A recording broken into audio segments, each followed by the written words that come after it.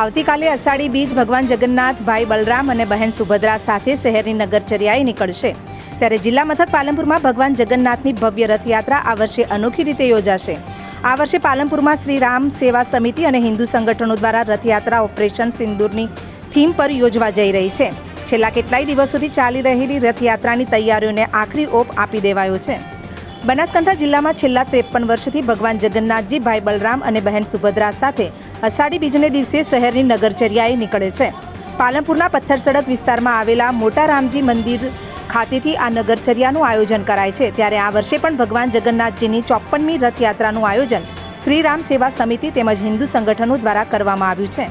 આ વર્ષની રથયાત્રામાં સૌપ્રથમ વખત ઓપરેશન સિંદૂરની થીમ ઉપર આ રથયાત્રા યોજાઈ રહી છે। તાજેતરમાં જ કાશ્મીરના પહલગામમાં થયેલા આતંકી હુમલા બાદ ભારતીય સેનાએ પાકિસ્તાનને વળતો જવાબ આપતા ઓપરેશન સિંદૂર હાથ ધર્યું હતું।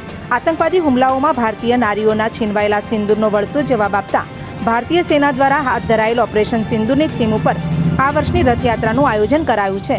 પાલનપુરમાં શહેરના પૂર્વ તેમજ પશ્ચિમ વિસ્તાર મળી કુલ 18 કિલોમીટરના વિસ્તારમાં આ રથયાત્રાનો રૂટ નક્કી કરાયો છે।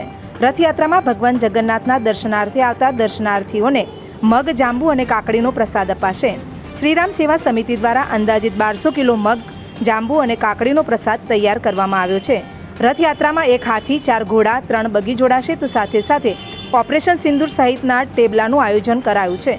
તો સાથે જ પાલનપુરના પ્રભુ પ્રસાદ પરિવાર દ્વારા ભગવાન જગન્નાથજીનું 4,61,000નું મોસાળું ભરાયું। ભગવાન જગન્નાથજી 4 દિવસ પોતાના મોસાળે એગોલાર રોડ વિસ્તારમાં રહી આજે નિજ મંદિરે પરત ફર્યા છે અને આવતીકાલે ઓપરેશન સિંદૂરની થીમ સાથે ભગવાન જગન્નાથજી શહેરના જાહેર માર્ગો પર પરિક્રમા કરશે। મહત્વની વાત છે કે દર વર્ષે ભગવાન જગન્નાથજીની રથયાત્રામાં આવતા દર્શનાર્થીઓ માત્ર ભગવાન જગન્નાથજીના દર્શનનો લાભ લે છે, પરંતુ આ વર્ષે ભગવાન જગન્નાથજીની રથયાત્રાએ માત્ર જગન્નાથજીના દર્શન જ નહીં પરંતુ ભારતીય સેનાના ઓપરેશન સિંદૂરથી માહિતગાર પણ કરશે। આવતીકાલે યોજનાર ભગવાન જગન્નાથજીની રથયાત્રાને લઈને છેલ્લા કેટલાય સમયથી તૈયારીઓ ચાલી રહી હતી। જોકે હવે આ રથયાત્રાને આડે ગણતરીના કલાકો બાકી રહ્યા છે।